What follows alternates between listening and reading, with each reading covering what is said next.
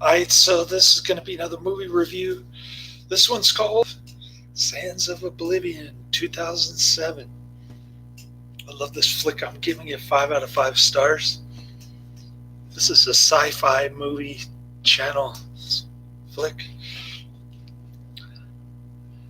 And it's got George Kennedy. And it's got two of the main actors from Serenity. This is going to be one of those so bad it's good type movies. It's got lots of unintentional humor.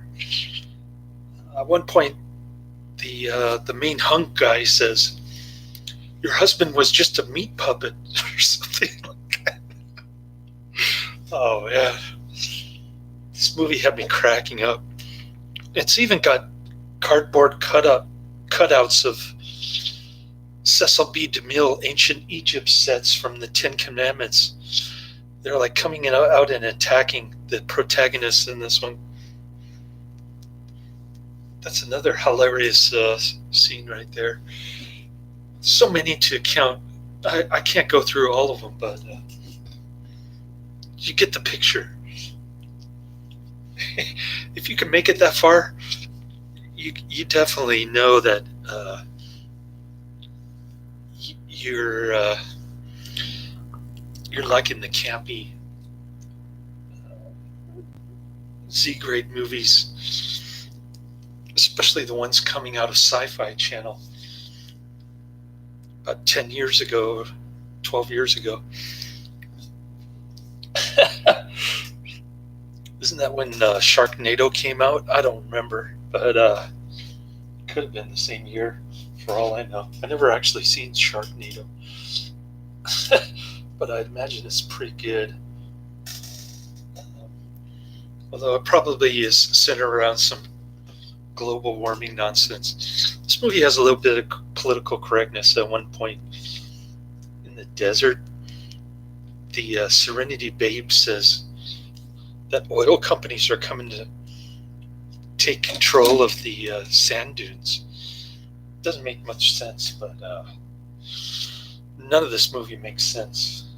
Come to think of it, which is kind of why I enjoyed it. It's a lot of mindless entertainment. There's one cool gore scene.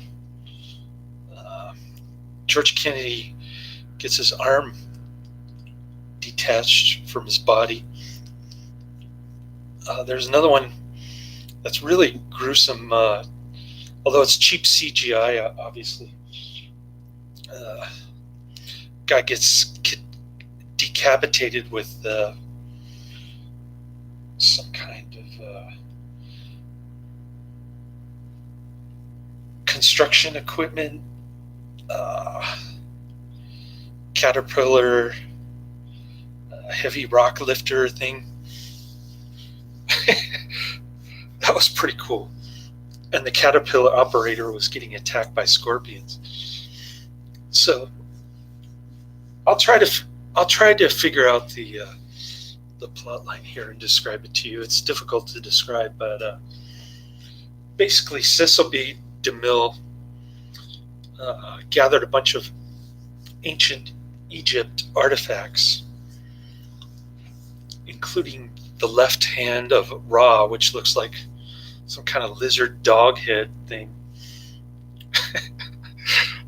This movie is way better than Scorpion King 4, by the way.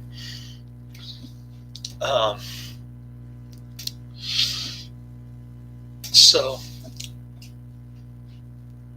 the movie goes from ancient Egypt, where these ancient Egyptians are trying to control this left hand of Ra, this ugly looking lizard dog head thing, with an amulet.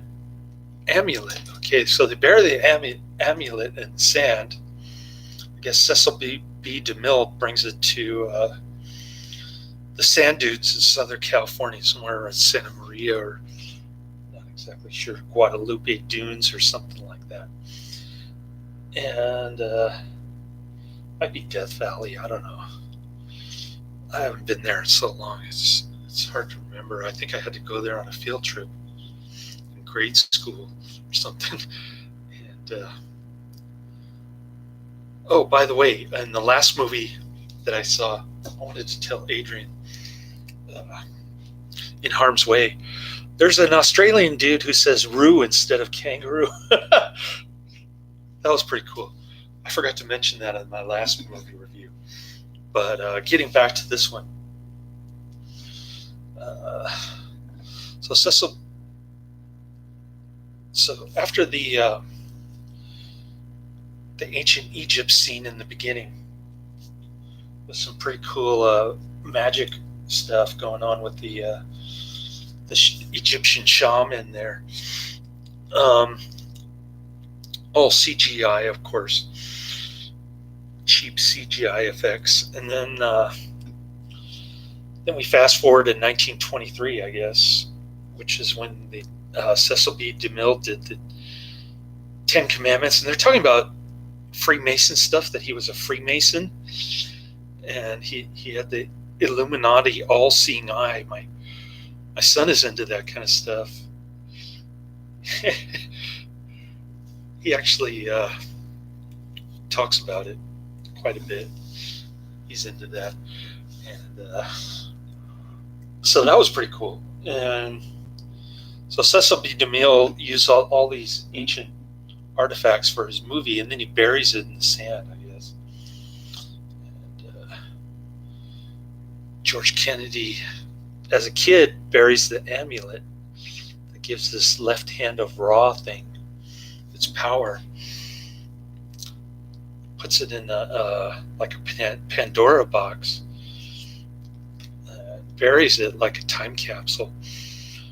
And then when George Kennedy's like 82 years old, he takes his grandson there to dig up all this stuff. And of course, George Kennedy releases the left hand of Ra, promptly chops off his arm.